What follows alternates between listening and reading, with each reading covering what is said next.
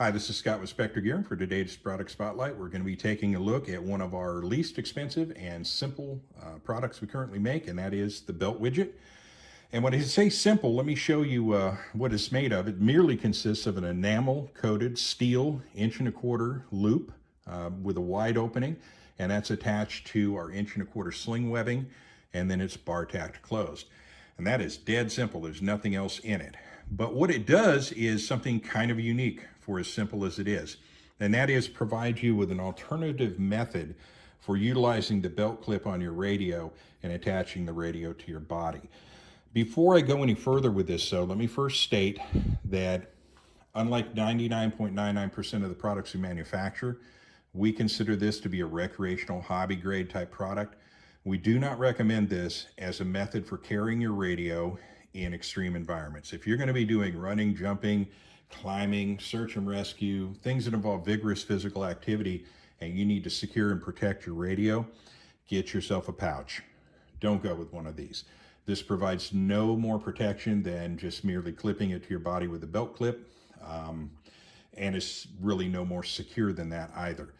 So you could find yourself losing your radio under vigorous conditions. That's not what this is meant for. This is more for you're a ham radio operator, you're going to a club event, and you want some means to attach your radio to your belt. You're going to be taking that radio on and off the belt a lot during the day, but not doing anything particularly physical while you're doing that. This is perfect for that.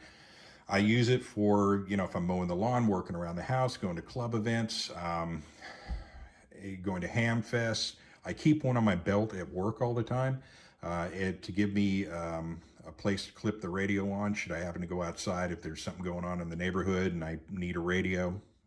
I've got that. So this is a kind of an in-between between nothing and a pouch. Now how it works is pretty super simple. I will kind of go over how I came to this, and what this was an outgrowth of a design that I was doing for the VX6. The Yaesu VX6 has kind of an odd belt clip. It's not spring-loaded, it's just a hard piece of plastic. And they offer another type of belt connector. I haven't played with that. I really don't know how well it works. But I wanted something so that I could clip this onto my belt and go, and again, something between nothing and a pouch. Because using this with a belt alone, I found was horrible because the clip isn't long enough really to work with a 1 3/4 inch rigger's belt. And if it does happen to catch on the hook at the base, you almost can't get it off. So it was a real pain.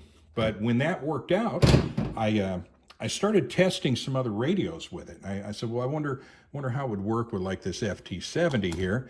And I found out, well, pretty much everything I owned that had a belt clip would clip right on there. And not only did it clip on there, I wasn't fighting with the usual frustrations that I have with the belt clip system. Because when it comes to the belt clip and using it for its intended purpose, clipping to a belt, here's the big problem actually. All of these belt clips feature a fairly aggressive hook at the end of the belt clip. And what that's designed to do is catch the bottom of the belt so that when you mount this on the belt, it keeps it from coming up and popping off the belt. The only problem though is the belt is usually worn tight against the body. So when you wedge this in between the belt and the body, there's not enough room to clear that hook. So you have to fiddle around with it. Sometimes it becomes a two-handed operation. It's incredibly frustrating, especially when the belt is, clipped to your belt, or the radio is clipped to your belt. You get a call and you're trying to get this thing off of your belt because you're not using a speaker mic for some crazy reason. Don't know, but you are. So, and I've been there, trust me. I don't run a speaker mic all the time. Like if I'm going to, well, I'll tell you about a story in just a moment. Definitely a speaker mic would have made me look like a lunatic. But so you're trying to get this thing off the belt and they're calling for you and you can't get it. It's just a mess. So what you end up doing is you get frustrated. I'm going to apologize for the sound quality, but I'm going to walk around here so I can better illustrate this. So that becomes a real pain in the backside. So you end up just clipping it to your pocket.